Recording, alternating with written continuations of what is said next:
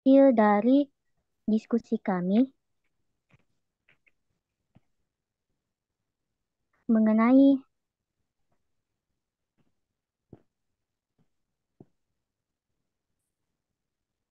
mengenai jabatan birokrasi yang hanya diisi oleh beberapa orang saja.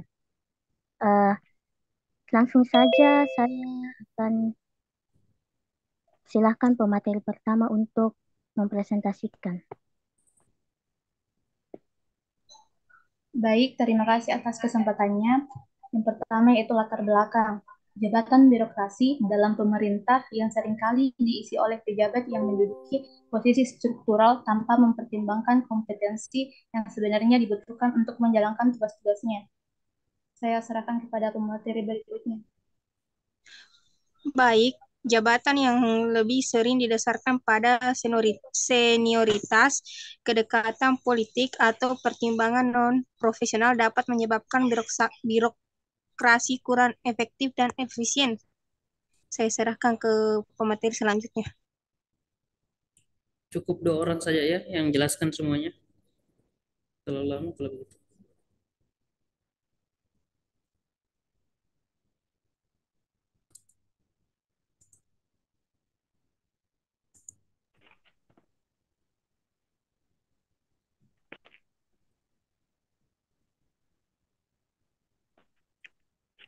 Nah, adapun akibat yang dapat timbul dari birokrasi yang kurang efektif dan efisien itu, yang pertama ada pelayanan publik yang terganggu, lalu tujuan pembangunan serta reformasi dalam pemerintahan menjadi sulit untuk tercapai.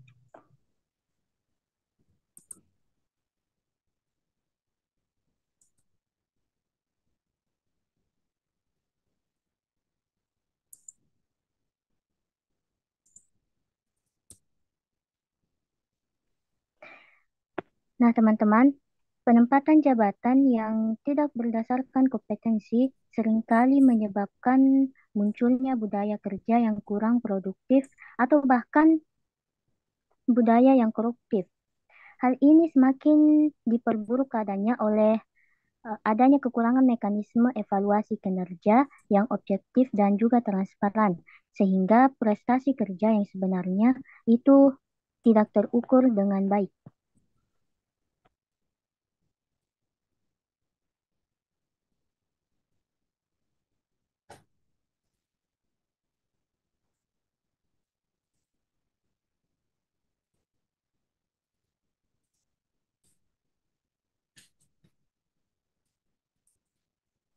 Nah, untuk itu diperlukan langkah-langkah reformasi yang mendasar, termasuk peningkatan sistem seleksi, promosi berbasis kinerja, serta pembentukan budaya kerja yang menghargai kompetensi dan integritas, guna menciptakan birokrasi yang lebih responsif dan profesional.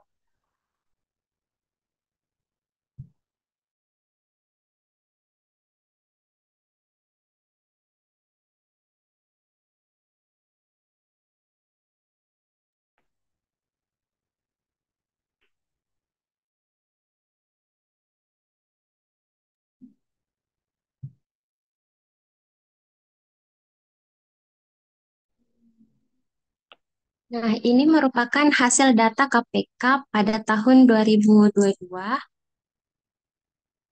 Ini aku lihat. Tahun 2022 itu sudah ada 22 gubernur, 161 bupati atau wali kota dan wakil, serta 297 pejabat eselon 1 hingga eselon 3. Itu mulai dari sejak 2004 sampai 2022. Kalau khusus tahun 2022 itu KPK sudah menangkap 18 bupati atau wali kota dan wakilnya serta 31 pejabat eselon 1 hingga eselon 3. Berdasarkan tindak pidana, total perkara penyuapan berada pada angka tertinggi 867 kasus selama 2004 sampai 2022. Khusus tahun 2022 saja, angka kasus penyuapan tembus 63 kasus. Angka ini lebih dari 50% kasus yang ditangani KPK yang memegang 79 kasus.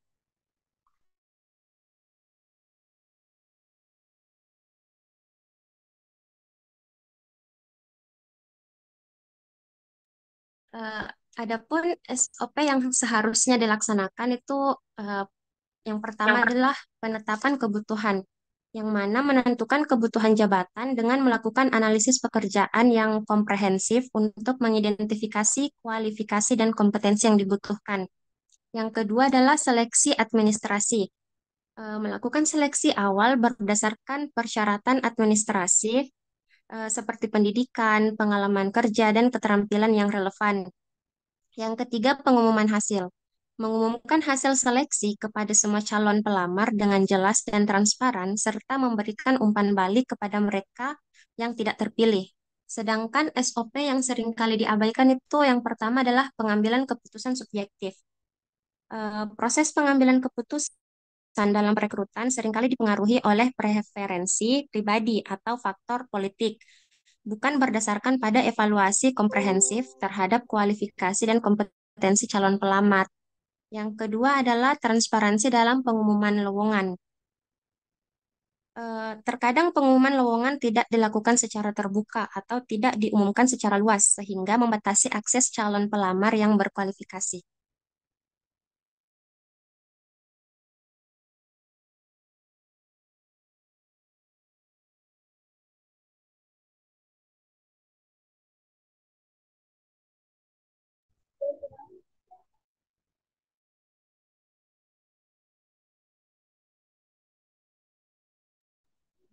Standar Selanjutnya, pelayanan kepegawaian. Standar ini ada 4. Yang pertama adalah komponen standar pelayanan sebagaimana diatur dalam Undang-Undang Nomor 25 Tahun 2009. Dalam peraturan ini dibedakan menjadi itu persyaratan, sistem mekanisme dan prosedur, jangka waktu pelayanan, biaya atau tarif, dan produk pelayanan.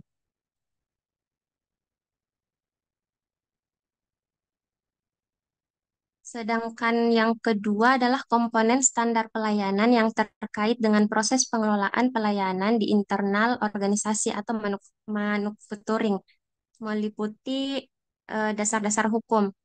Yang pertama, Undang-Undang Nomor 14 Tahun 2008. Ini penyelenggaraan operasional Dinas Pendidikan Kabupaten Bangkalan tentang keterbukaan informasi publik, Lembaran Negara tahun 2008 nomor 61. Tambahan lembarannya negara nomor 4846. Dasar hukum yang kedua adalah Undang-Undang nomor 25 tahun 2009 tentang pelayanan publik. Lembaran negara tahun 2009 nomor 112, tambahan lembaran negara tambahan lemba, tambahan lembaran negara. Kalau dasar hukum yang ketiga Undang-Undang nomor 36 tahun 2012. Peraturan Menteri Pendayagunaan Aparatur Negara dan Reformasi Birokrasi. Ini petunjuk teknisi penyusunan, penetapan, dan penerapan standar pelayanan. Serta tentang Peraturan Menteri Pendayaan Aparatur Negara dan Reformasi Birokrasi. Kalau selanjutnya itu Undang-Undang nomor 15 tahun 2014. Peraturan Menteri Aparatur Negara dan Reformasi Birokrasi Republik Indonesia tentang Pedoman Standar Pelayanan. Undang-Undang Nomor 1 Tahun 2015, Peraturan Menteri Pendayagunaan Aparatur Negara dan Reformasi Birokrasi Republik Indonesia tentang Pedoman Evaluasi Kinerja Penyelenggara Pelayanan Publik. Undang-Undang Nomor 96 Tahun 2012 tentang Pelayanan Publik. Peraturan Pemerintah Republik Indonesia kalau nomor 16 tahun 2014 tentang pedoman survei kepuasan masyarakat terhadap penyelenggara pelayanan publik. Yang C adalah operasional pelayanan informasi publik. Untuk melaksanakan pelayanan informasi publik perlu dukungan front office dan back office. Yang mana front office ada dua, yaitu desk pelayanan langsung dan desk layanan via media. Sedangkan back office, bidang layanan data dokumentasi, bidang pengelolaan data dan klarifikasi, dan bidang penyelesaian sengketa informasi. Next.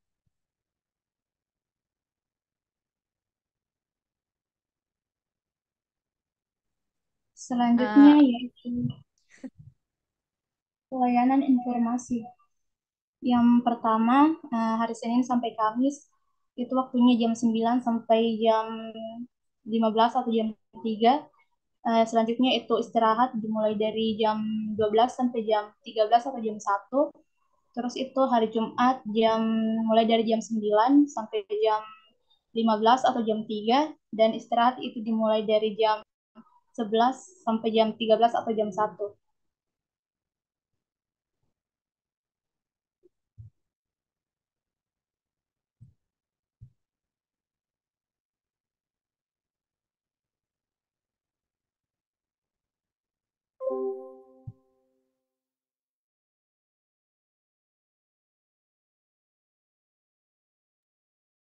Kondisi nyata Bupati Bangkalan Abdul Latif Amin Imron.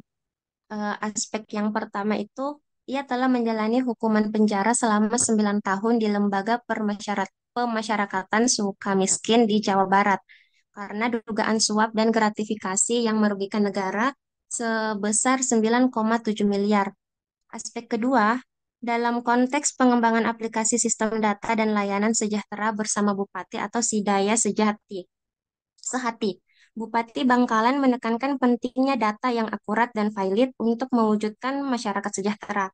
Aplikasi ini dirancang untuk memantau kondisi real di lapangan secara akurat dan valid, serta untuk meningkatkan layanan dan rujukan terpadu di bidang kesejahteraan sosial.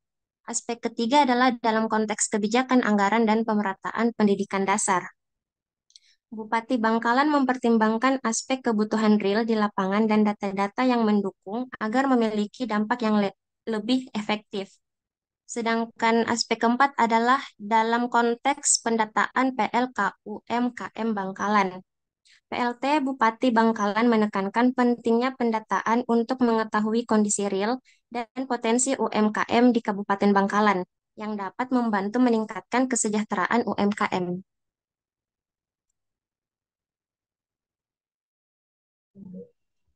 Yang terakhir yaitu penutup.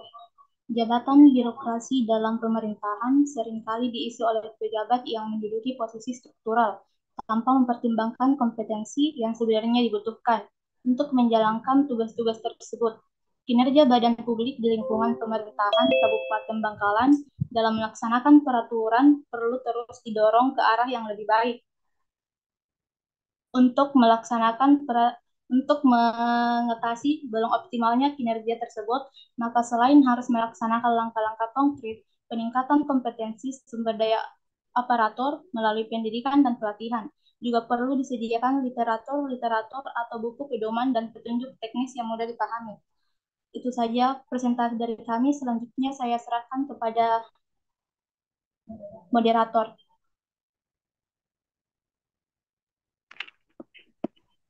Oke, baik. Terima kasih kepada para teman-teman yang telah presentasikan tadi. Terima kasih juga kepada Bapak dan juga teman-teman yang telah mendengarkan presentasi kami. Selanjutnya saya kembalikan kepada Pak Muhammad Zuhdi. Terima kasih. Oke, cukup ya presentasinya. Silakan disiapkan pertanyaan dari kelompok D kepada kelompok C. Silakan nanti ditulis di kolom kolom chat ya. Silakan sambil saya eh, absen ya untuk kelompok kelas C. Herul Anissa, Hadir Pak. Wia Nur Islamia, Hadir, Pak. Intan Nuraini, Hadir Pak. Andi Muhammad Yusril Haris, Anggi Lestari, Hadir, Pak. Nur Fadila, Hadir, Pak.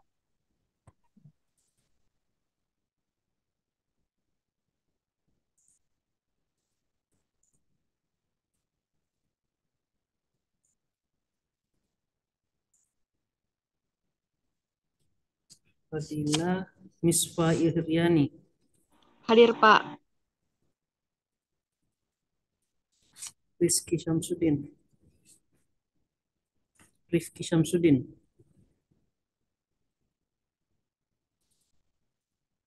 Juni Putri Hardian Amir.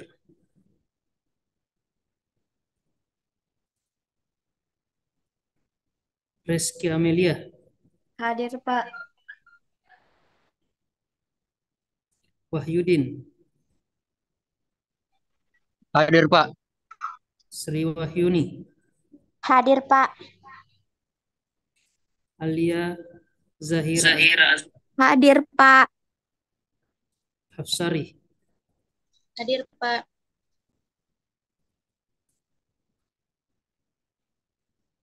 Sahratul Nadia. Hadir, Pak. Kamalia. Hadir, Pak. Salsabila. Hadir, Pak. Muhammad Rizal. Hadir, Pak. Nur Dwi Faizah. Hadir, Pak. Fajar Arif Rahman. Hadir, Pak. Winda Rianti Aswan. Hadir, Pak. Radifa. Hadir, Pak.